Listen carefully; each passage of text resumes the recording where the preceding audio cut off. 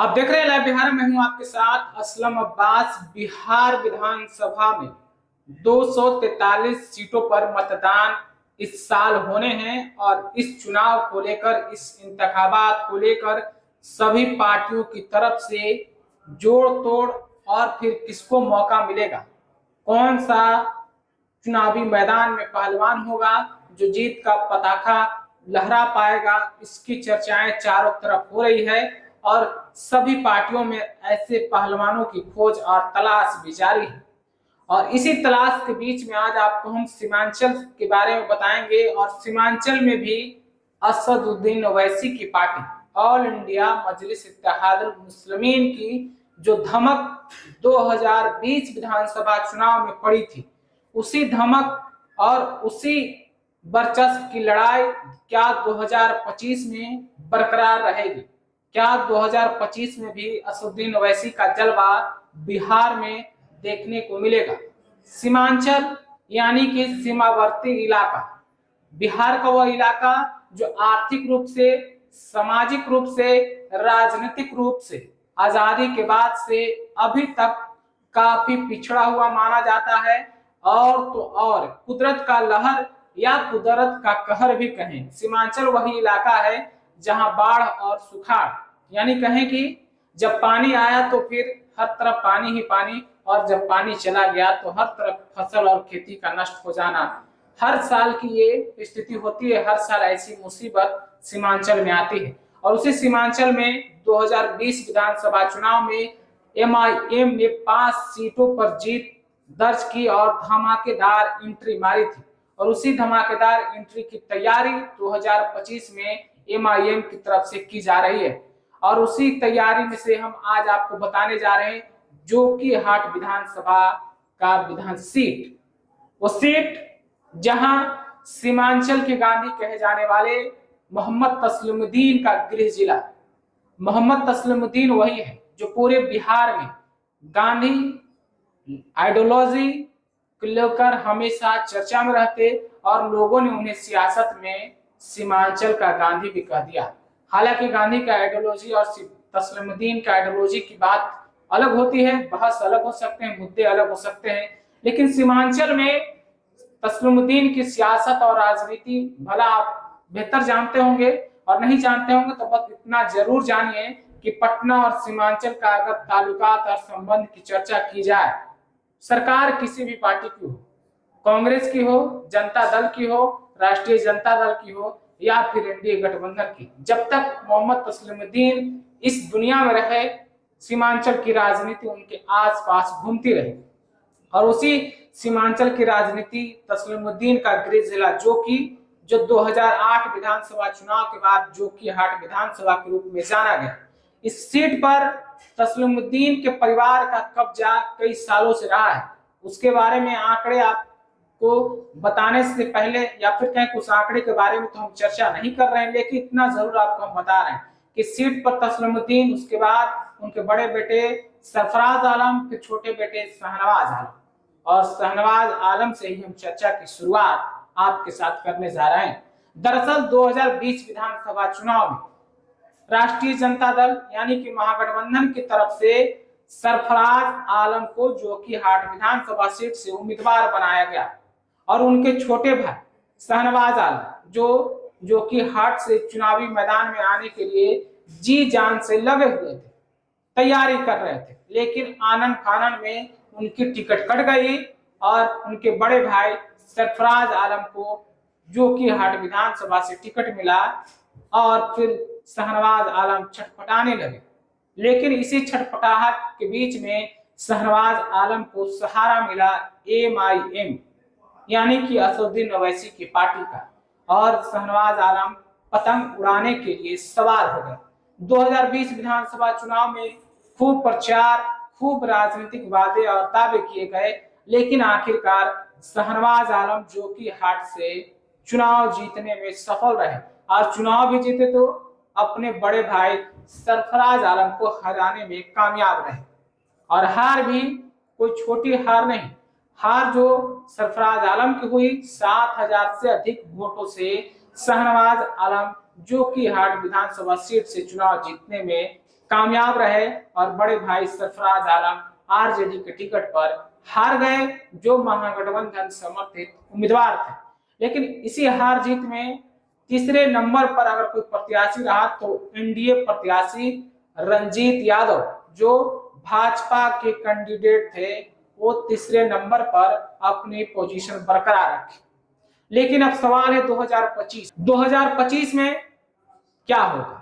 चूंकि शहनवाज आलम जीत तो एमआईएम पतंग छाप पर हासिल की थी, विधानसभा पहुंचे थे, लेकिन बीच मझधार में ही शहनवाज आलम एमआईएम के 4 विधायकों के साथ राष्ट्रीय जनता दल का दामन थाम लिया और फिलहाल वो राष्ट्रीय जनता दल में 2025 में चुनावी मैदान में भी शहनवाज आलम 90% से अधिक उम्मीदें हैं कि राष्ट्रीय जनता दल के टिकट पर उन्हें चुनावी मैदान में उतारा जाएगा। लेकिन 2025 में एमआईएम यानी कि असदुद्दीन ओवैसी की पार्टी से प्रत्याशी कौन होगा। चर्चाएं जोकीहाट में खूब है। जोकीहाट की जनता जो 2020 में वोट तो पतंग छाप को की थी, लेकिन जीतने के बाद शहनवाज आलम एमआईएम का साथ छोड़कर लालटेन का दामन थाम लिए थे। लेकिन 2025 जिस तरीके से चुनावी रैली में, फिलहाल कुछ दिन पहले असदुद्दीन ओवैसी ठाकुरगंज और ढाका विधानसभा क्षेत्र में रैली किए थे और साफ साफ उन्होंने कहा था 4 छीन कर लेके गए हो, 24 जीत कर आएंगे। धमकी, चैलेंज, चुनौती राजद को है, तेजस्वी यादव को है, और उसी चुनौती में जोकीहाट भी फिट बैठता हुआ नजर आ रहा है। इतना तय है कि इस बार का चुनावी लड़ाई एमआईएम और फिर महागठबंधन के बीच में होने जा रहा है। महागठबंधन से प्रत्याशी लगभग तय मानिए शहनवाज आलम को आरजेडी से टिकट मिलना पूरी जो है मुमकिन मानी जा रही है। लेकिन एमआईएम से कौन प्रत्याशी होगा। पिछले बार 2020 विधानसभा चुनाव में मुर्शीद मुखिया यानी कि मुर्शीद आलम टिकट लेते लेते चूक गए थे।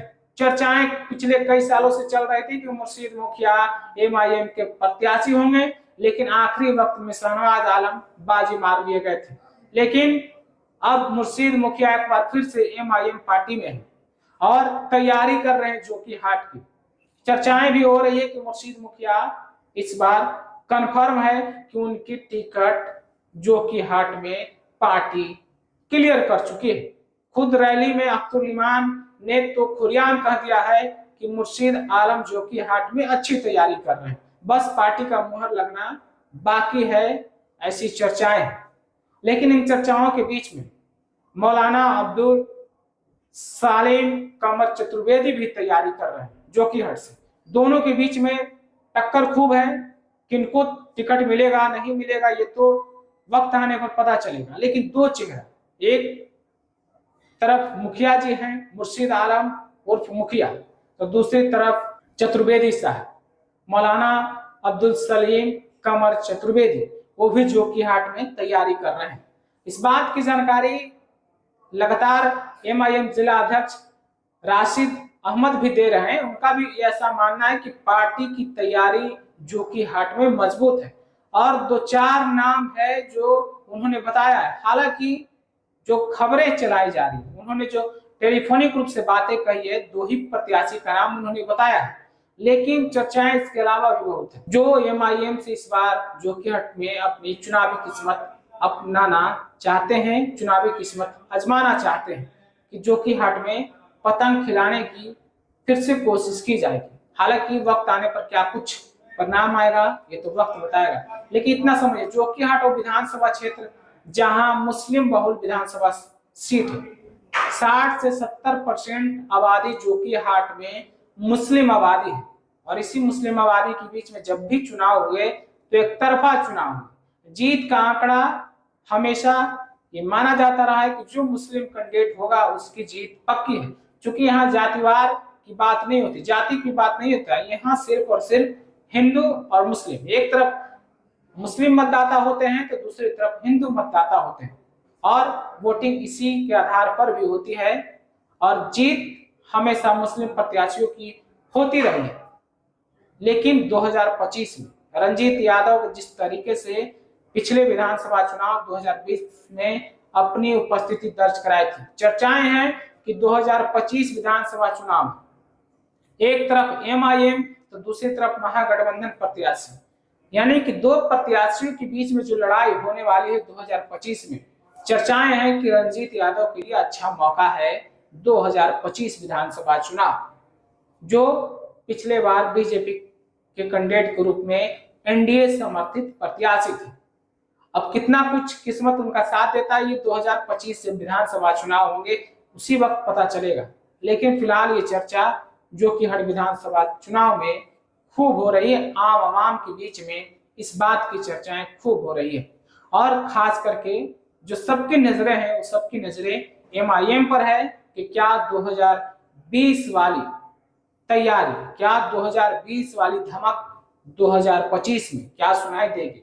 क्या जिस तरीके से एमआईएम के कार्यकर्ताओं के बीच में बदले की नफरत, बदले की भावना बलक रही है, उत्पन्न हो रही है, क्या 2025 में वह मतदान के रूप में सामने आएगी, क्या उसका बदला लिया जाएगा। जिस तरीके से असदुद्दीन ओवैसी खुद रैली में कर रहे हैं, अख्तर रहमान जो प्रदेश अध्यक्ष हैं, प्रदेश टीम के कप्तान हैं, वो खुद कर रहे हैं, और एक तरफ मुर्शीद आलम की तैयारी, और फिर मौलाना अब्दुल सलीम कमर जावेद चतुर्वेदी की तैयारी, ये दो लोगों की तैयारी है। इसके अलावा भी कई ऐसे कार्यकर्ता एमआईएम के हैं जो चुनावी में अपना किस्मत आजमाना चाहते हैं, टिकट के दावेदार हैं। फिलहाल आप अपनी राय क्या रखते हैं एमआईएम को लेकर, जोकीहाट विधानसभा चुनाव को लेकर? क्या इस बार फिर जोकीहाट की जनता पतंग छाप पर मुहर लगाएगी? क्या इस बार फिर जोकीहाट की जनता तस्लीमुद्दीन परिवार को साथ छोड़ देगी, या फिर तस्लीमुद्दीन परिवार पर ही विश्वास करेगी? जोकीहाट में क्या कुछ बदलाव होना है, क्या कुछ जोकीहाट का विश्वास और मिजाज है, आप अपनी राय हमें जरूर पहुंचाइएगा। तब तक के लिए आपका बहुत बहुत शुक्रिया।